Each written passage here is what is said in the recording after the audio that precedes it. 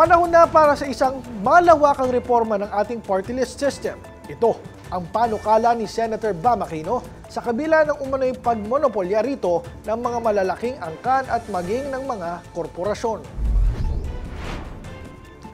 Sa inihaing Senate Bill No. 1559 o Party List Reform Act, layunin niyang ibalik ang tunay na diwa ng sistema, ang pagrepresenta sa mga marginalized at underrepresented sectors.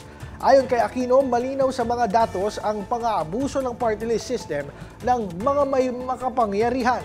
Sa ulat ng kontra-daya ngayong 2025, 86 out of 156 party list groups ay konektado sa political dynasties o malalaking negosyo. Sa 63 grupo pumasok sa 20th Congress, 4 na po ang kabilang sa mga napuna ng watchdog. Sa panukalang batas, obligado magsagawa ang COMELEC ng public hearings para tiyaking tunay na kumakatawan ang mga grupo at nominees sa sektor na kanilang inaangkin. Kailangan ding magsumite ang mga party list ng 6 na nominees na aprobado ng kanilang pinakamataas na lupon. Madidisqualify ang mga nominee na kamag-anak ng incumbent officials hanggang ikatlong antas o may koneksyon bilang government contractors.